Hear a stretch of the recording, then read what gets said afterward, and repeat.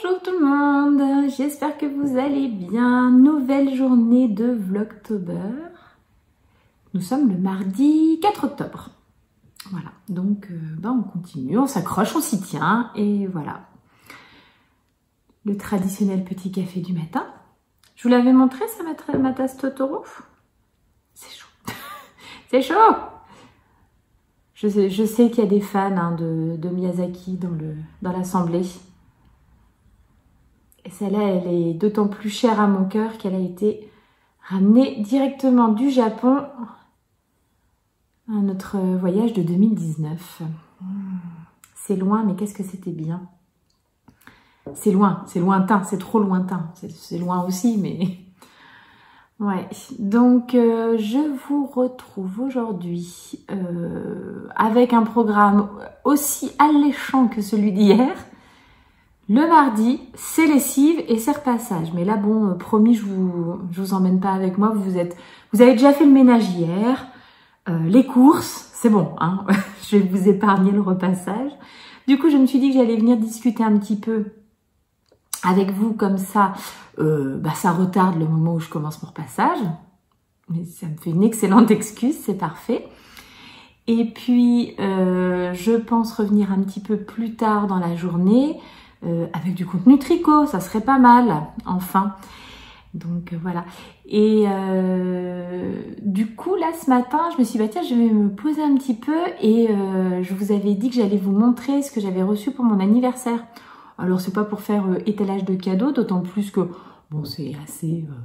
C'était un petit anniversaire, hein, donc voilà, j'ai pas des tonnes de choses à vous montrer, mais du coup, il y a peut-être des trucs que j'avais envie de partager avec vous, notamment dans les bouquins que j'ai reçu, vous montrer des choses peut-être que vous ne connaissez pas, donc voilà. Alors je vais avoir toujours le même problème à vous la montrer, hein, ma jolie petite bague quand même. Cet appareil ne fait jamais le point. Hein. Un jour j'aurai du matériel de vlogging digne de ce nom, voilà. Donc j'ai regardé la marque, c'est Zooloo, Z-O-O-L-O-O.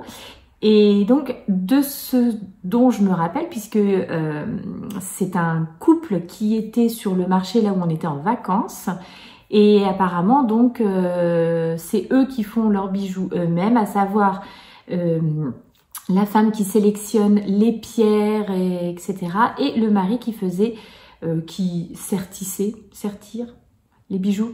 Je manque de vocabulaire en matière d'orfèvrerie, etc. Donc voilà, c'est le mari qui s'occupe donc de mettre les bijoux en forme, etc. Et il me semble, si mon mari ne s'est pas trompé, que c'est de l'amazonite. Quand il me l'a dit, voilà, il ne s'est pas trompé dans ce que lui avait dit le monsieur. Alors c'est le moment croquette du chat, hein. Il faut savoir que quand je suis dans la cuisine, c'est le moment de venir manger les croquettes. Pourquoi pas? Donc, il faudrait que j'aille voir s'ils ont un site internet ou quelque chose, ce petit couple sympathique là qui vendait leurs bijoux sur le marché. Elle est trop belle, elle est trop belle. Mais je sais pas encore où est-ce que je vais la mettre, je l'aime bien là au pouce. Et hier, comme j'avais très froid et que du coup, je sais pas, mes doigts n'étaient pas trop gonflés, vous saurez tout, elle tenait pas hyper bien, donc je l'avais mis au majeur, c'était pas mal non plus. On verra. Et ça, c'est le deuxième cadeau que j'ai reçu. C'est ma grande qui m'a offert ça. Et pareil, elle l'a acheté au marché cet été. Donc, je peux vous dire qu'elle était impatiente de me le donner parce que ça faisait un moment qu'elle l'avait dans ses affaires. Et que voilà, il était temps que mon anniversaire arrive. Pas de laine du tout cette année. Donc, ils ont dû estimer que j'avais déjà trop de laine. Et bon, c'est sûr que choisir de la laine quand soi-même on ne connaît pas du tout, c'est quand même pas évident, hein. Donc il faut soit que moi je choisisse pour eux et puis enfin voilà, donc je pense que cette année ils avaient plus envie de prendre des choses sans passer par moi, voilà, et c'est très bien aussi. On se rattrapera à Noël pour la laine. Et j'ai eu ça de ma petite dernière. Et du coup, ça me permet de faire un petit coup de projecteur sur une boutique qui est à côté de chez moi et qui s'appelle Idées Saveurs et qui a ouvert il y a quelques mois. Maintenant, qui est tenue par une dame absolument adorable, vraiment. Elle a une super petite sélection d'articles. C'est une petite boutique, mais il y a plein de choses dedans. Il y a de l'épicerie, enfin de l'épicerie fine, donc avec que des produits locaux ou presque, en tout cas vraiment tout français. Et oui, pas mal de produits locaux. Donc je sais pas, vous allez trouver des confitures, des bières, des biscuits apéritifs, enfin vraiment plein de choses. Du chocolat. Il y a également des produits de soins pour le corps, alors des savons, des shampoings, des laits pour le corps, voilà, toute une gamme comme ça. Plein de petits jouets pour les enfants. Elle a une petite sélection qui est très mignonne aussi. Des plantes et puis quelques bijoux, des bougies et des petits objets de décoration, des petits... voilà. Donc, nous, dès qu'on a un cadeau à faire, bah, c'est là-bas qu'on va se fournir désormais. Voilà, elle a toute une sélection de cartes aussi qui sont très jolies, donc voilà. Et puis bah du coup, ma petite pépette, elle a été me chercher la trousse là. Alors, je sais pas si ça sera assez grand pour mettre un petit tricot de chaussettes. Je pense que ça sera plus une trousse. Je vais peut-être me rééquiper une petite paire de ciseaux, un mètre, etc. Parce que, alors là, vraiment, typiquement en ce moment, ça va le chat? Typiquement en ce moment, j'ai un sac dans lequel il y a une petite pochette avec tout le matériel qui est en haut. Et du coup, en bas, j'ai plus. Et hier soir, quand j'étais en train de tricoter, j'avais plus de ciseaux sous la main. Et j'avais vraiment la flemme de monter dans ma chambre chercher ce qu'il me fallait. Donc oui, je me dis qu'avoir plusieurs petites trousses avec à chaque fois le matériel de base, donc mètre, ruban, ciseaux, anneaux marqueurs, un crochet. Moi, j'aime bien aussi avoir un crochet dans mes affaires, histoire de rattraper les mailles. Ça serait vraiment, je pense, mes 4 indispensables à avoir tout le temps. Donc voilà, avoir au moins 2 ou 3 petites pochettes avec ce petit matériel de base là, qui puisse se promener dans la maison, qu'elles puissent se promener dans la maison, les pochettes, et que je puisse toujours en avoir un peu une sous la main. Donc voilà mon petit cadeau. Ensuite, j'ai reçu un livre de la part de mon grand, et je connaissais pas du tout. Alors, polar islandais, et moi je suis une grande fanat de polar nordique. Enfin voilà, c'est vrai, j'aime bien, c'est des ambiances que j'aime vraiment beaucoup. Et là je ne connaissais pas, je sais pas si vous l'avez lu. Du coup depuis je suis allée regarder, et apparemment c'est peut-être une trilogie il me semble, qui a eu pas mal de succès, notamment celui-ci. Est-ce que Ragnar Jonasson, ça va, c'est pas si pire, parce qu'il y a des noms islandais, des fois il faut s'accrocher quand même. La dame de Reykjavik, je crois, hein. Vous me direz.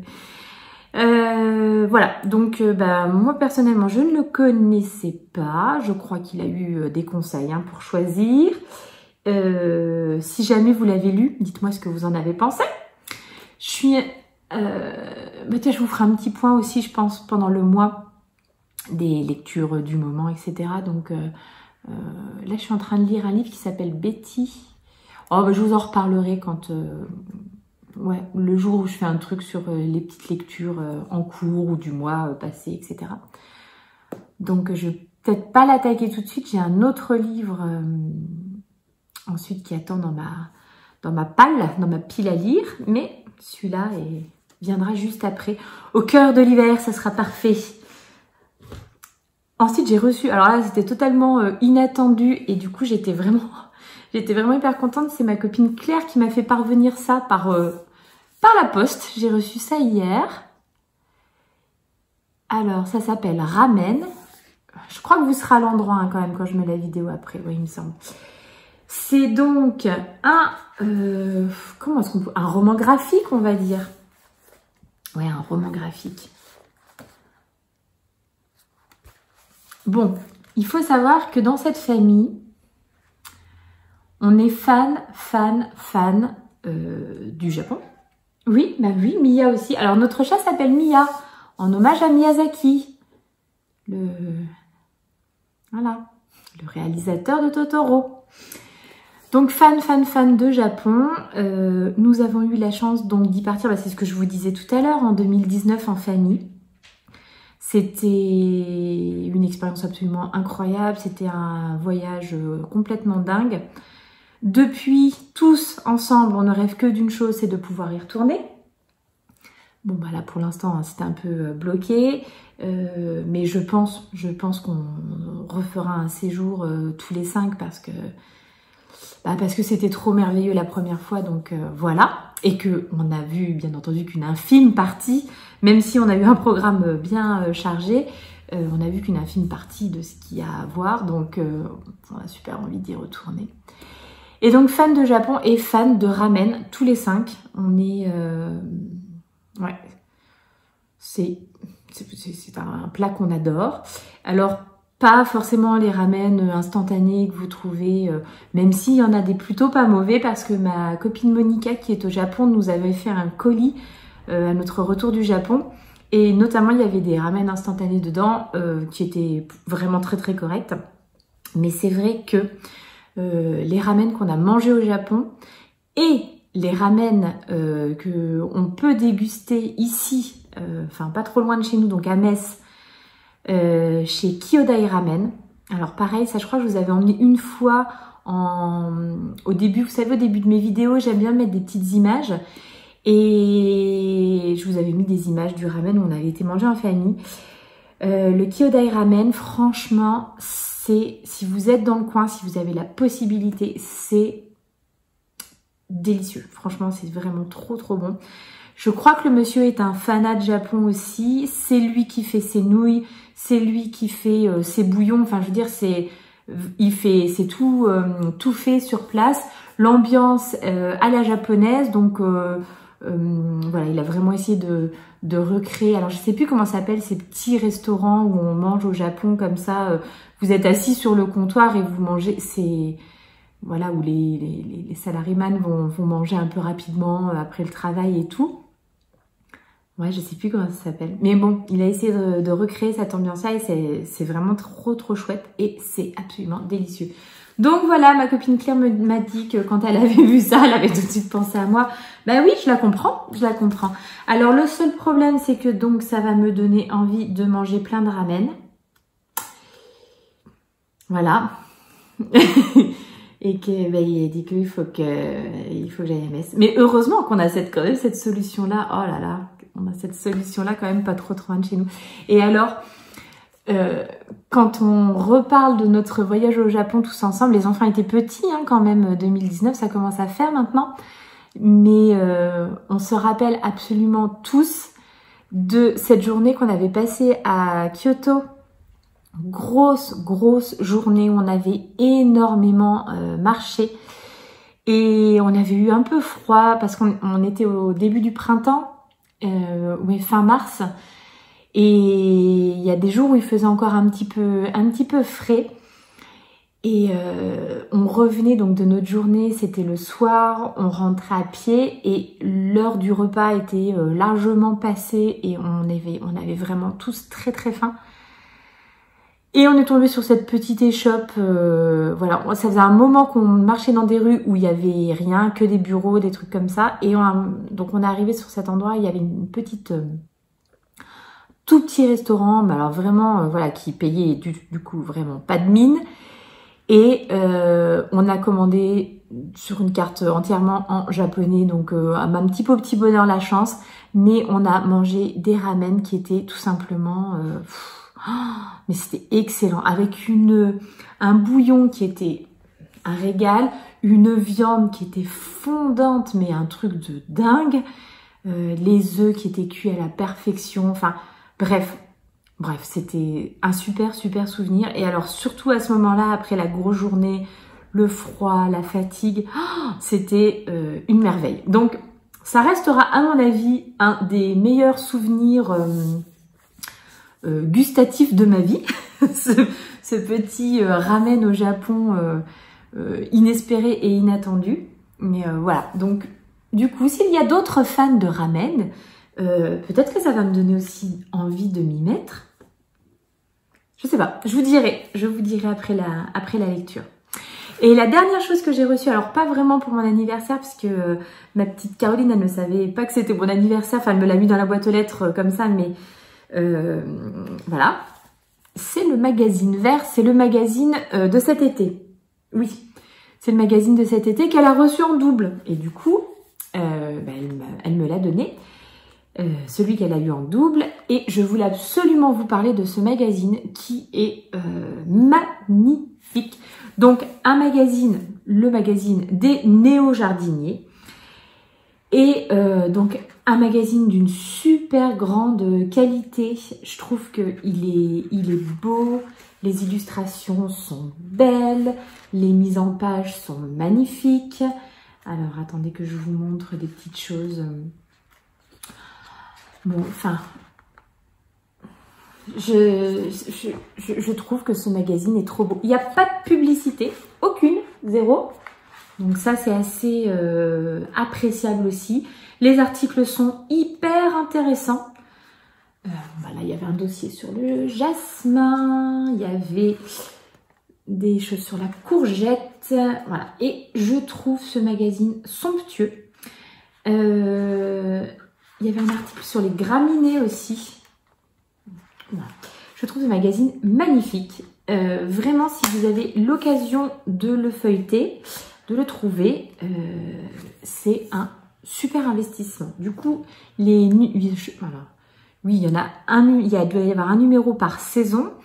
Le magazine coûte 17 €. Je pense que vous avez un système d'abonnement via leur site internet. J'avais plus ou moins soumis l'idée... parler d'un abonnement au magazine vert à mon mari. Bon, bah j'ai eu une bague, ce qui est très chouette aussi, mais ça reste dans un coin de ma tête. J'aurais très envie de m'abonner à ce magazine. Absolument magnifique pour les fans de jardin. Voilà, vous pouvez largement foncer. C'est très beau et très intéressant. 17 minutes que je discute, le café a eu le temps de refroidir, le repassage m'attend. Je vous retrouve plus tard avec du tricot. Allez, bonne journée. Je procrastine encore. Je voulais vous montrer, du coup, voilà, pour ma table basse, petite installation automnale avec le bel épi de maïs que j'avais gardé de l'année dernière. Je sais plus où je les avais trouvés, ceux-là. Puis là, j'ai ramassé des petites... feuilles de notre cerisier. Je pense que ça va être amené à changer un petit peu, mais voilà. La bougie, la douce de Loli l'a fait, et puis celle que j'ai pris hier. Alors je l'annonce cet après-midi quand le repassage, tout ça sera fait, car il sera fait un jour, il faut bien. Il faudra que j'y aille à un moment. Je me pose... Je tricote et j'allume cette bougie, c'est obligé. Voilà. Bon, cette fois j'y vais.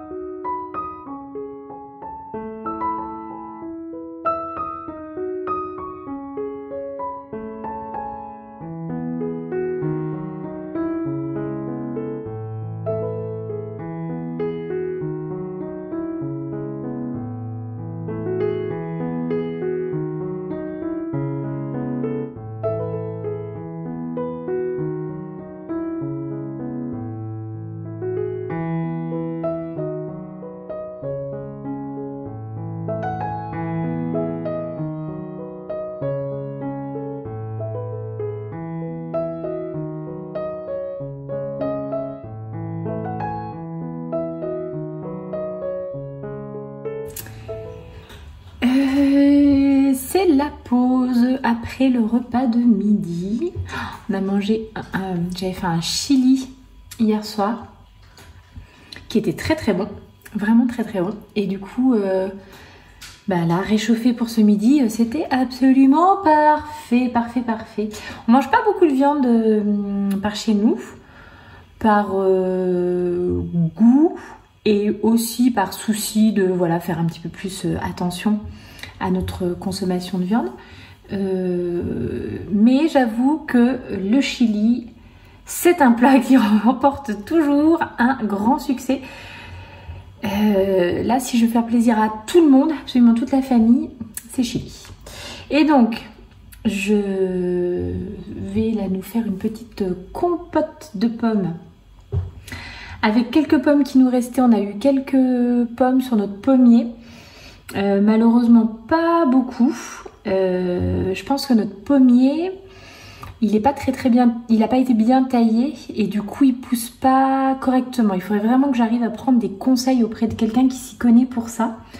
Parce que les pommes sont soit toutes petites, soit quand elles sont grosses, elles tombent très vite au sol et bien souvent véreuses. Donc peut-être aussi il faudrait qu'on traite nos arbres fruitiers avec un truc naturel.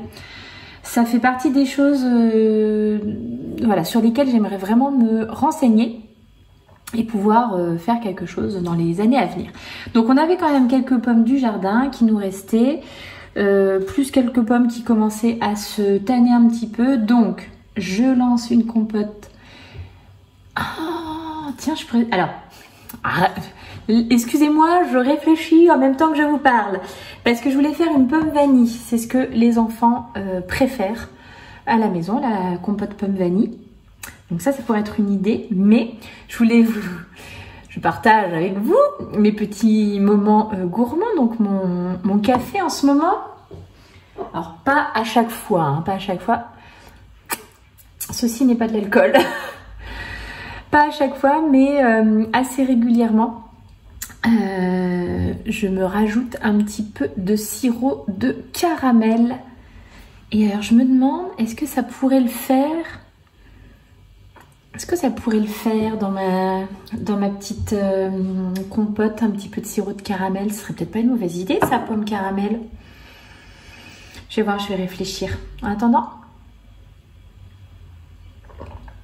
ça agrémente le café de façon sympathique quand même, hein. Donc voilà, mais bon, à consommer avec modération, finalement on fait bien ce qu'on veut.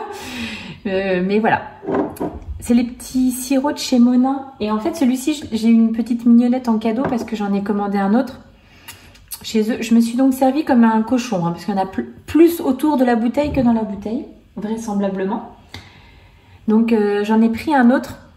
J'ai pris le Pumpkin Spice. Bon, je pense que je vous remontrerai ça dans la semaine pour faire un petit peu comme un peu dans les grandes chaînes américaines là, de café, avec un petit peu de sirop pumpkin et puis du café, et puis dessus je me fais généralement, je prends du lait d'avoine à la vanille et j'essaie de faire une petite mousse.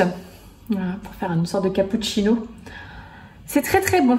Pareil, à consommer avec modération. On fait ce qu'on veut, mais voilà.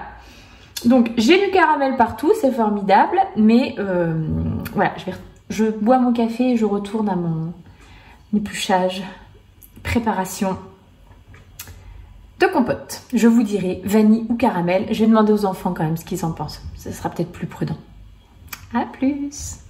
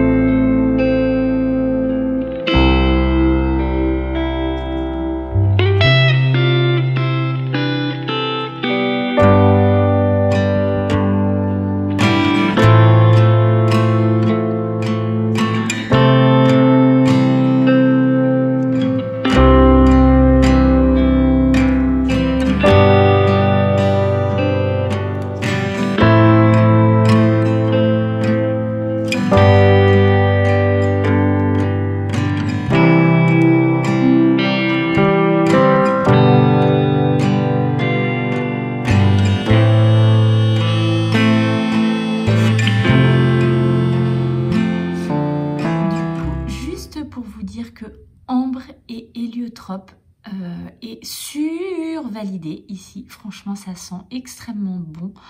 C'est une odeur, je vous disais, il y a super gourmande. Peut-être ça pourrait faire penser un petit peu à de la vanille, enfin quelque chose comme ça, mais ça sent divinement bon. Alors entre ça et la compote de pommes, donc voilà, une fois de plus, hein, je n'ai pas d'action chez Colline de Provence, mais c'est une marque effectivement que j'aime beaucoup. Et ouais, et là, celle-ci, elle est vraiment super. Il y en a une...